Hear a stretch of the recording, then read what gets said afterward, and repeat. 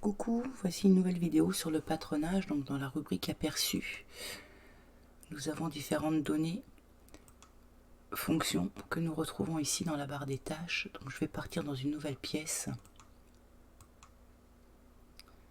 Donc avec 100 mailles et 200 rangs par exemple. Ok, donc je la nomme. Donc voilà, j'ai un carré de 50 mailles, 100 mailles pardon, sur 200 rangs. Donc ici j'ai le nombre de mailles, je peux le changer en nombre de centimètres. Et donc dans aperçu nous avons le grand curseur, donc on retrouve ici le premier dans la barre des tâches, donc qui peut nous aider à mesurer le nombre de centimètres à droite et en dessous, pour savoir le nombre, la disposition exacte de mailles également. On a également donc toutes les pièces. Si j'avais fait un ouvrage avec plusieurs pièces, donc en cliquant toutes les pièces sont affichées, donc c'est pareil. On le retrouve également ici. Ah, j'ai mon DAC qui déconne, c'est terrible. Voilà. Alors moi j'ai vraiment pas de chance avec DAC, j'ai toujours des coups de temeule. Aïe, il s'est calmé. Donc l'aperçu toutes les pièces ici, donc voilà, afficher toutes les pièces de ce modèle. À côté c'est centralisé, donc afficher toutes les pièces à l'écran.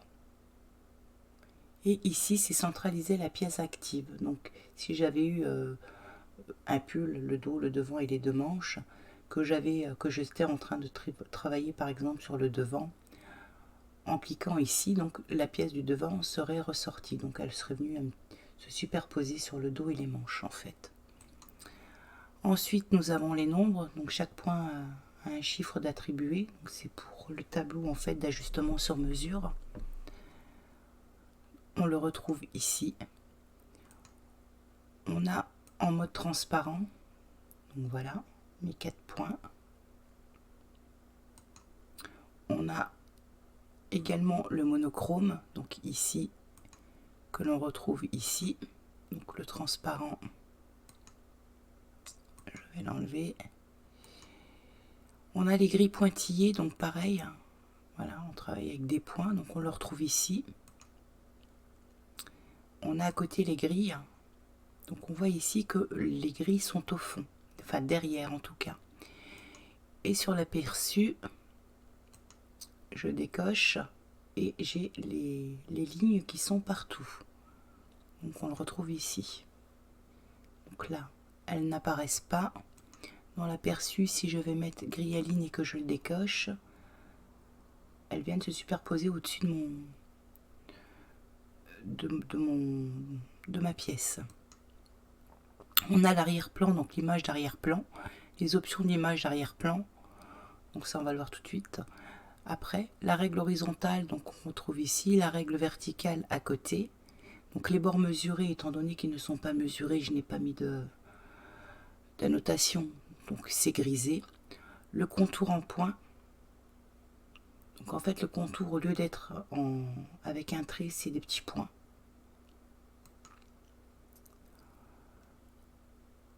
Le dessin maille, donc j'ai mon dossier qui s'ouvre et je choisis à ce moment-là un motif, donc par exemple celui-ci. On le retrouve là, donc je décoche, il se supprime, je l'active en cochant, en le cochant tout simplement. On a un motif de points différents, donc si on veut changer,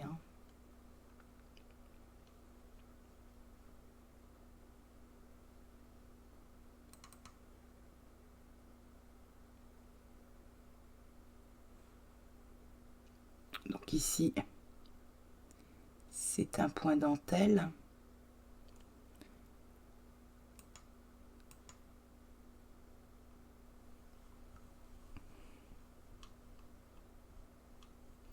Je dézoome. Et on a également, donc pour poignée, la direction du tricot. Donc ici la flèche, donc c'est chariot à gauche. Si je clique dessus, il va à droite. Donc maille centimètres, je crois que je l'ai déjà dit. Et la dimension des pièces, donc 100 mailles pour 200 rangs, ok. Et donc les conseils qui s'affichent quand c'est nécessaire. Alors, pour avoir une image, donc cette fonction est pas mal pour représenter un patron en fait, par rapport à une image. Donc j'en ai téléchargé sur Google. Donc voici l'option de l'arrière-plan des images. Donc je vais chercher ici dans mon dossier. Donc j'ai mis sur le bureau par exemple. Là. Voilà. Donc, je veux reproduire en fait ce patron.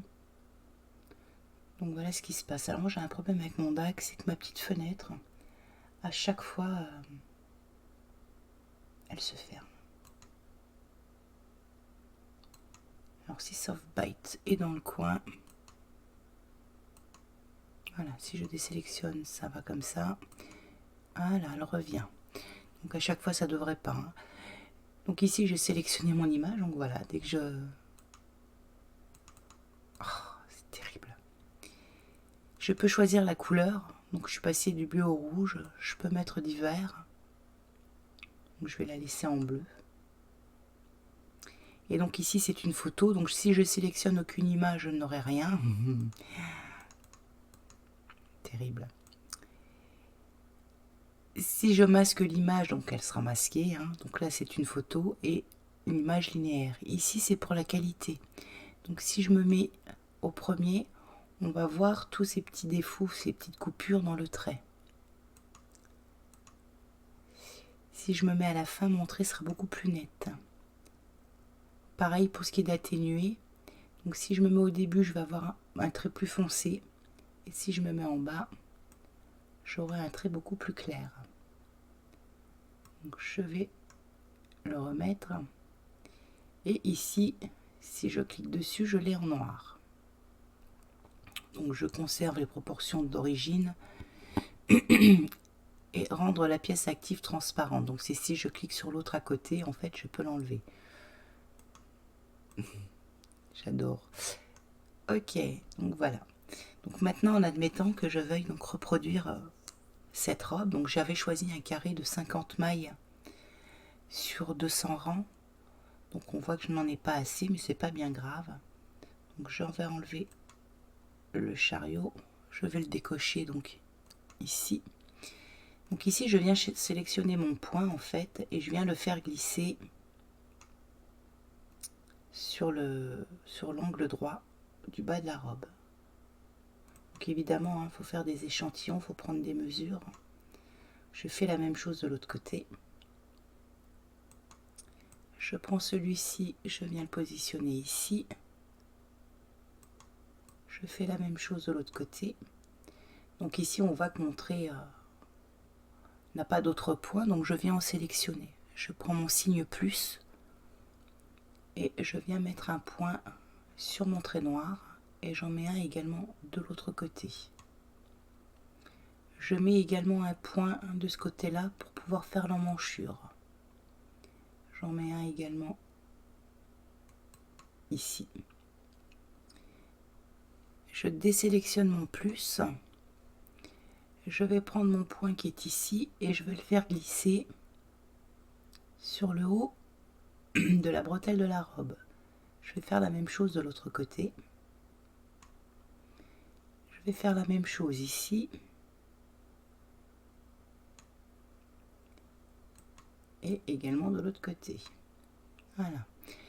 Donc on voit qu'ici j'ai une courbe, l'encolure et les emmanchures. Donc je viens chercher mon outil courbe et je viens me positionner donc ici entre mes deux points. Donc il me demande d'insérer combien de points. Je vais en mettre 6. Et je viens choisir donc ici la forme que je veux lui donner. Donc la 5e est plutôt pas mal, elle est plutôt arrondie et on peut l'incurver. Donc je vais la garder. et je viens me positionner dessus. Je vais faire la même chose de l'autre côté. Alors je peux également ici, hein, avec le miroir vertical, placer les mêmes points à gauche et à droite. Donc je vais dire oui. Il va me faire la même chose de l'autre côté. Mais on peut voir ici que le dessin n'était pas vraiment symétrique de gauche à droite. Donc on a un décalage. À ce moment-là, je vais sélectionner mon point. L'autre également.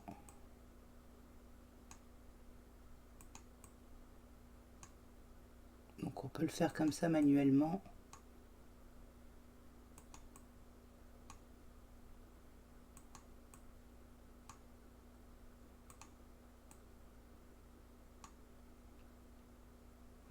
Donc si j'enlève mon image, donc je clique ici. On voit que c'est pas très régulier. Donc à la limite,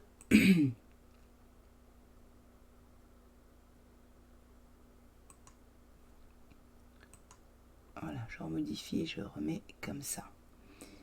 Ensuite j'ai l'encolure. Donc c'est pareil, je prends mon outil courbe, je viens me positionner. Alors je vais juste enlever l'effet, voilà. Donc si je me mets ici, il va me prendre qu'une partie parce que j'ai un point au milieu. Donc je vais l'annuler. Je prends mon signe moins et je viens supprimer le point qui est au milieu. Je désélectionne le moins, je reprends ma courbe. Et ici, je vais mettre 8 points par exemple. Ok. Donc je veux une encolure qui ne bouge pas. Et je viens me positionner dessus et je fais mon encolure. Pour le bas, je vais m'y prendre de la même façon. Je vais désélectionner le point qui est au milieu. Voilà. Je vais prendre mon outil courbe. Je viens me positionner dessus. Et si je veux la faire arrondie, cette robe, je viens ici donc mettre un nombre de points. Donc je vais en mettre 10. Hein, je peux supprimer. Donc je préfère à la limite en mettre plus et supprimer après. Donc pareil, je veux que ce soit irrégulier partout. Et je viens me positionner sur le bas. Donc si j'enlève mon image, voilà ce que ça nous donne pour le patron. Donc, je vais simplement enlever le transparent. Donc voilà. On s'aperçoit, enfin j'ai l'impression que c'est pas identique. Dans tous les cas, je me resserre de mon miroir pour reproduire donc les points existants à gauche sur la droite. Si j'avais travaillé à droite et pas à gauche, j'aurais pu faire l'inverse. J'aurais cliqué non et à ce moment-là, il me demande si je veux reproduire les points qui sont à droite, à gauche. Donc je vais dire non, c'est l'inverse que je veux faire. Donc reproduire en miroir les points existants à gauche sur la droite, oui. Donc voilà. J'enlève mon effet miroir. Je clique ici pour avoir la disposition des points. Donc on voit que j'en ai énormément. Je vais désélectionner et je vais regarder quel point je peux enlever en fait. Donc je viens enlever celui-ci, celui-ci, celui-ci, celui-ci.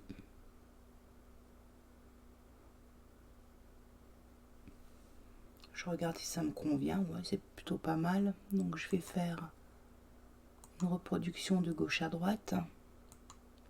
En fait, plus on va mettre de points et plus on aura de numéros. Alors ça peut ne pas être gênant, comme ça peut être un petit peu barbant quand on va faire des ajustements sur mesure avec le tableau.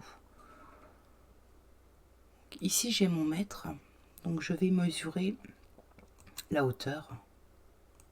Alors, je vais dans le sens des aiguilles d'une montre. Donc je pars d'un point A pour aller à point B, donc je vais dans ce sens-là. Il va me mesurer d'un point à l'autre. Si je prends mon mètre ici et que je viens cliquer ici et que je pars là, il va me prendre tout le tour. Donc moi c'est pas ce que je veux. Donc je prends mon mètre et je vais dans le sens des aiguilles de la montre. Donc j'ai 43 cm en bas, j'ai 36 cm jusqu'au début de l'emmanchure. Je reprends mon mètre et je continue comme ça, donc pour avoir les mensurations. Donc à chaque fois, il faut sélectionner le mètre.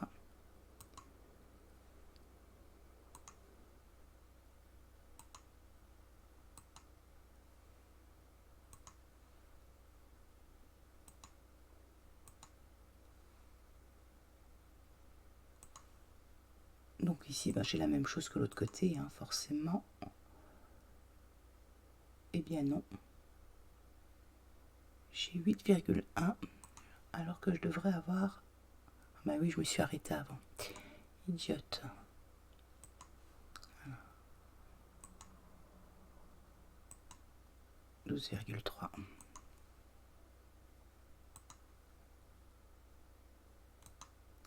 Et donc voilà la dimension de cette robe. Donc on a dans un aperçu dimension des pièces, donc 128 mailles sur 199 francs. Donc si ces mensurations vous conviennent, vous gardez tel quel, sinon vous les modifiez. Donc le tableau, je verrai ça dans une autre vidéo. Donc voilà pour la fonction de l'arrière-plan de l'image. Donc quand je clique, hein, on voit qu'elle réapparaît. Voilà. Donc ici on choisit ses couleurs, hein, du rouge, du vert, du bleu. Et donc rendre la pièce active transparente, si je l'avais décochée. Donc voilà.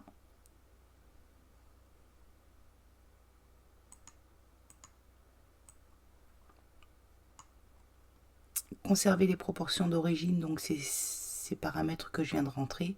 Donc aucune image, il va me l'enlever. Alors normalement, hein, le tableau, l'option de l'arrière-plan d'image ne disparaît pas.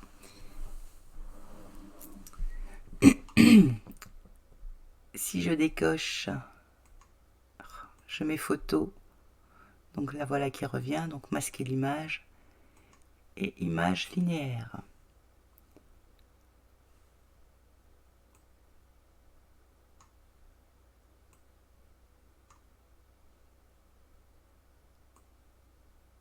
Voilà ce qu'est l'image linéaire.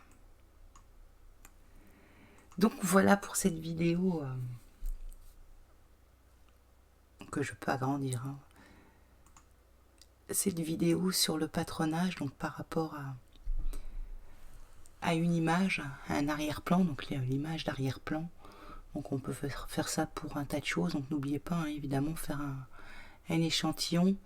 Et on a ici, donc je vais le faire tout de suite, le zoom. Donc le zoom en gros plan, si je clique, hein, voilà.